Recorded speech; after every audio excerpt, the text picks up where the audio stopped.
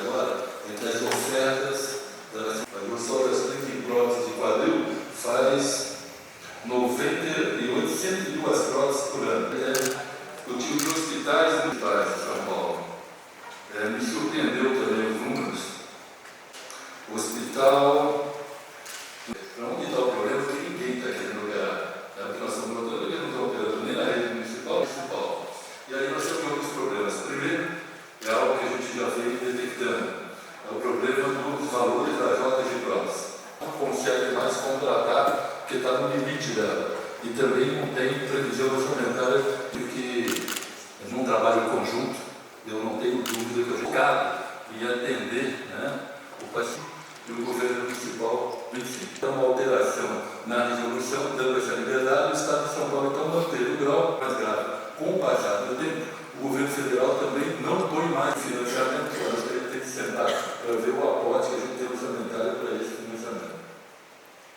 Só para fechar esse tema, beleza? Uma coisa que a gente já tinha visto na campanha, vale para o Hospital das Clínicas, e aí de repente a gente tem que acordar o problema no regime de mutirão e a Prefeitura podia ajudar nisso. De repente a gente faz um casado misto de infraestrutura do governo do Estado com a mão de obra da Prefeitura e a gente consegue pelo menos, enxergando o tamanho da fila, avançar bastante nessa questão das cirurgias ortopédicas, das cirurgias oncológicas. Gente, né? Como é que foi a reunião?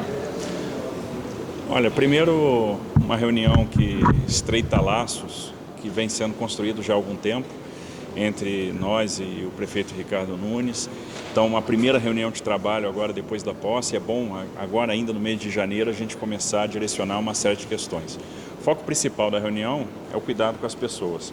Então a gente foi batendo tema por tema onde a gente pode ter problema e a atuação conjunta, governo do Estado, prefeitura, vai ser relevante. Falamos de educação, falamos de saúde, falamos de mobilidade urbana, falamos da preparação para eventos, falamos de saneamento básico, falamos de obras importantes para o município, de projetos importantes de revitalização do centro. A gente há algum tempo vem estabelecendo esses eixos como eixos importantes de cooperação, inclusive no que diz respeito à cooperação financeira. Temos aí um diagnóstico importante de algumas áreas, por exemplo, saúde. E o que a gente viu é que a gente pode, por exemplo, atuar conjuntamente para diminuir filas de cirurgia oncológica, ortopédica na cidade de São Paulo, por meio da utilização da estrutura estadual com força de trabalho municipal. Então, a gente agora vai detalhar esses próximos passos. Falamos muito da questão das pessoas em situação de rua, vai ser um objetivo da Prefeitura, do Governo do Estado, e a gente vai atuar conjuntamente no enfrentamento dessas questões, na provisão de mais habitações, ou seja, a gente vai aumentar a oferta habitacional, vamos estruturar o CRATOD para que a gente possa ter a triagem, né, e o ingresso no sistema de comunidades terapêuticas, que a gente faça a recuperação de dependentes químicos e obviamente vão atuar em conjunto para que a gente aumente essa oferta de habitação. Falamos dos projetos de revitalização do centro, falamos do Minhocão, da nossa parceria na mobilidade e em vários projetos, né? Desde a questão das matrículas agora no início do ano, da coordenação que a gente precisa ter para que o ingresso agora, para que o início do ano letivo transcorra sem nenhum tipo de problema, até a cooperação para grandes eventos, né, como Rock in Rio, como a Fórmula 1, enfim, e que a gente, Lollapalooza, enfim, que a gente vai trabalhar, são eventos que acabam trazendo muitas divisas para o Estado de São Paulo, que a gente vai trabalhar em conjunto, inclusive, em obras de infraestrutura para melhorar a recepção dos turistas. Falaram sobre segurança, governador? Falamos sobre segurança pública também, principalmente no que diz respeito à integração de sistemas e utilização de recursos de tecnologia de informação para o mapeamento de áreas de risco, né, de pontos de risco, de mancha de crime, para a gente ter uma atuação mais rápida, mais efetiva e garantir a segurança da população. Como vai ser a atuação do governador e prefeito na Cracolândia? Já foi definido como vai ser essa atuação em conjunto? A gente deve fazer uma reunião no dia 23 para colocar aí pontos detalhes, né? E até o dia 23 a gente vai realmente trabalhar no aprimoramento da ideia. A gente deve ter um gerente por parte do governo do estado, que vai ser o vice-governador, Felício Ramute, um gerente por parte da prefeitura. São uma série de ações e essas ações são todas transversais. Nós vamos integrar aí uma série de políticas públicas, a política de assistência social, né, no que diz respeito à capacitação, reinserção no mercado de trabalho, a política de saúde com a recuperação, né, o tratamento dos dependentes químicos, o aumento da nossa capacidade de recepção nesse sistema, né, a gente vai oferecer mais vagas para a recuperação de tratamento de dependente químico, as ações na segurança pública, e aí entra essa questão toda de tecnologia, de monitoramento para impedir o livre fluxo da droga, o livre fluxo dos traficantes, a questão da habitação, para que a gente aumente a oferta de moradia e possa ter o abrigo para essas pessoas que vão ser retiradas da rua, e os projetos de revitalização no centro. Existem uma série de projetos que já estão sendo aí estruturados pela prefeitura, de uma série de áreas. Então a prefeitura está escolhendo pontos-chave para fazer essas revitalizações, inclusive do ponto de vista de mobilidade, tem questão Minhocão, enfim, e a prefeitura vai contar também com o apoio do governo do estado, que vai ser fundamental, metrô, CPTM, para a gente realmente caminhar juntos na estruturação e na execução desses projetos.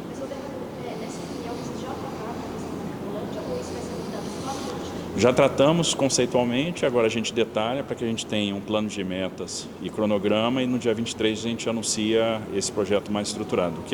O que foi importante é que a gente deu o marco inicial nessa cooperação entre Estado e Prefeitura no dia de hoje. O Alex vai fazer parte, mas o representante da Prefeitura será o secretário de Governo, Edson Aparecido. O governador colocou o vice-governador, eu estou colocando o secretário de Governo, as duas figuras mais importantes do governo, do ponto de vista de hierarquia, com relação a tratar desse tema que é fundamental. A ideia é que a gente faça uma reunião conjunta, né, da equipe do governo do estado com a equipe da prefeitura e mais Ministério Público e Tribunal de Justiça.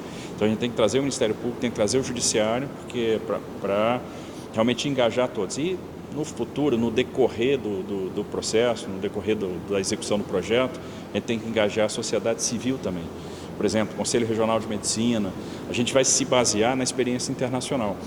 Se a gente for ver o relato internacional, for ver o que aconteceu em Frankfurt, por exemplo, nós tínhamos aí o engajamento forte da sociedade civil, no que eles chamaram de Caminhos de Frankfurt, né? Então tinha uma reunião mensal com a sociedade civil.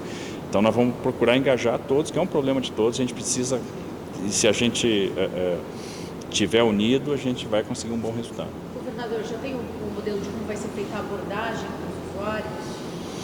Olha, eu acho que é uma coisa que os especialistas vão ter que dizer.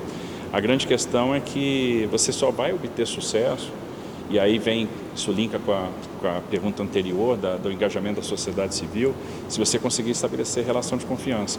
Quem hoje tem conseguido estabelecer relação de confiança e tem conseguido algum sucesso na recuperação de dependente químico e tem conseguido algum sucesso na retirada das pessoas da rua? As entidades religiosas, pastoral, igrejas evangélicas, tem o exemplo da Cristolândia, da Primeira Igreja Batista.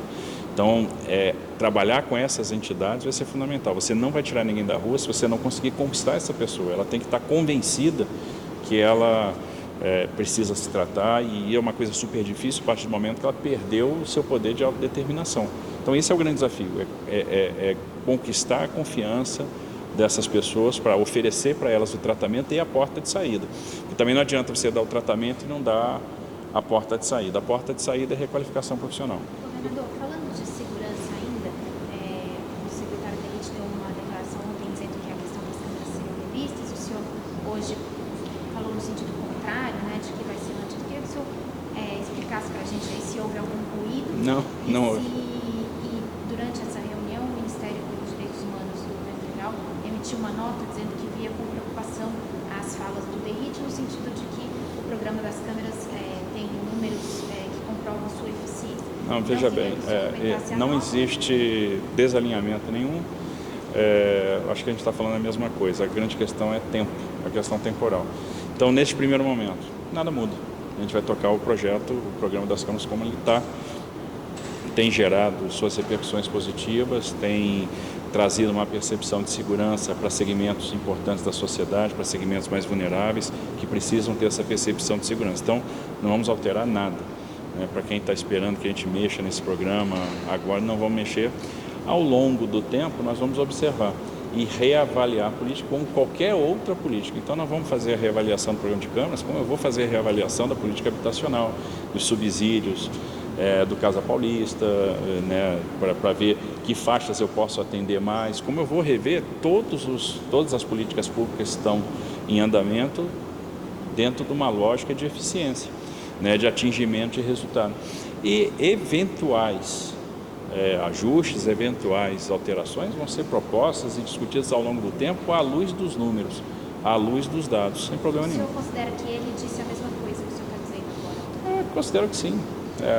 Falar que vai rever, nós vamos rever tudo. A grande questão é em que tempo, com que dados, com que fortaleza de convicção. Então a gente vai agora se aprofundar, vamos esperar. Primeira coisa é prudência. Você chega, não mexe nada, deixa o programa fluir. Vamos observar o andamento do programa, vamos ver os números, vamos ver os resultados. E a partir daí vamos conversando com os especialistas, vamos ver se tem aperfeiçoamentos a fazer. Se você ainda não tem essa convicção, você não faz nada, você não mexe, deixa o programa trabalhando como ele está trabalhando. Como que o senhor responde à preocupação do Ministério? Eu nem vi a preocupação que eles escreveram, mas assim, tudo bem, sem problema. A opinião deles. Eles têm a preocupação, eu também tenho. Nós não vamos fazer nada aqui que bote em risco a população. Eu queria um comentário do senhor sobre essa questão do secretário de Educação, o fato de ele ter ações em uma empresa que é o principal fornecedor da pasta na área de tecnologia por meio de uma empresa offshore. Você vê o conflito de interesse nisso? Como é que isso não vejo. Eu acho que primeiro a gente tem que ver o que é legal. Está dentro da legalidade? Tá. Ele deixou de ser, por exemplo, gerente, ele deixou de ter voz na administração. Tem um patrimônio que ele construiu ao longo do tempo, uma empresa que ele construiu que é bem sucedida, tem parte nisso, ok. Já houve um processo licitatório com o Estado que começou muito antes da nossa eleição, depois ele se desligou da empresa e a partir de agora essa empresa não vai contratar mais com o governo do Estado e ele vai estar focado nos resultados. Quando a gente fez esse convite para ele, o que a gente viu? Bom, um cara que pegou o Paraná lá na 7ª posição no IDEB entregou o Paraná na 1ª posição do IDEB. É um cara que trouxe para dentro da sala de aula programação, é um cara que trouxe tecnologia, é um cara que trouxe, por exemplo, para dentro da sala de aula uma experiência que alunos da rede pública não tinham, que você só tinha na rede privada.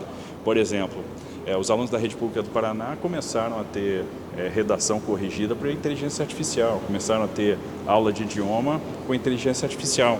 Essa mesma experiência eu quero aqui em São Paulo.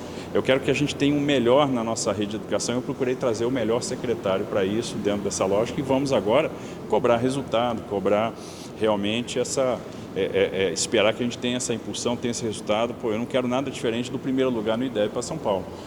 O que a gente quer? Oferecer o melhor para o nosso jovem. Eu quero aumentar brutalmente, por exemplo, a oferta de ensino profissionalizante. Você não pode ter menos de 50% dos nossos alunos de ensino médio no ensino profissional, no ensino profissionalizante. Eu preciso que o jovem tenha uma perspectiva, eu preciso que o jovem termine o ensino médio tendo um norte. Ou ele vai estar preparado para o ensino superior, ou ele está preparado para ingressar no mercado de trabalho. Eu preciso dar perspectiva para esse jovem. A gente não pode ter jovens que terminam o seu ciclo estudantil e não têm perspectiva. É essa a minha preocupação de hoje. É a última prefeita. A gente ia comentar sobre o dia 9, o serviço foi disponibilizado hoje, vocês já marcaram uma conversa comigo, né? Até comentei com o Tarcísio também, pedi a opinião dele sobre esse tema. Eu pedi que suspendesse essa atividade. A Uber começou a fazer esse serviço sem consultar a Prefeitura de São Paulo. Está marcada uma reunião para amanhã, para a gente poder entender. E eu pedi para a Secretaria me trazer o estudo do que está acontecendo no mundo com relação a esse tema.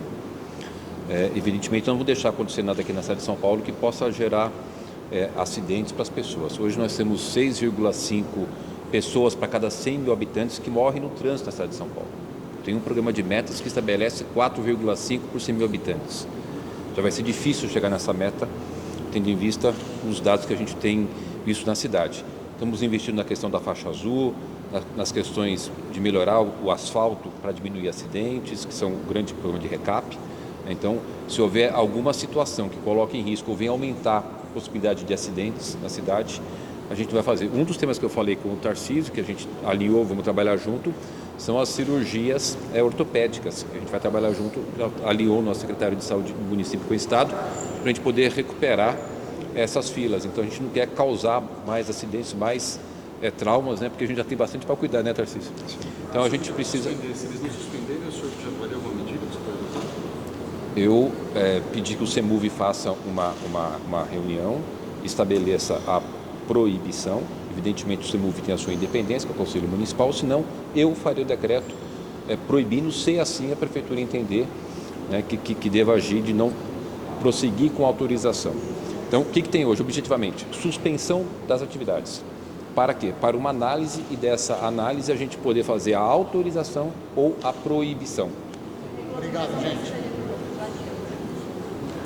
Pode ser do CEMUV que possa fazer a regulamentação. Mas eu, particularmente, acho muito difícil isso avançar. A nossa preocupação com a questão de acidentes é muito grave. 6,5 por 100 mil habitantes morrem no trânsito em São Paulo. Já teve algum acidente? Da Uber? Não, eu nem sei se já teve algum caso. Eu queria só confirmar, então, o serviço de mototáxi também deveria ser reavaliado nessa reunião? Sim. Além do mototáxi. Nós já temos um decreto que proíbe o serviço de mototáxi.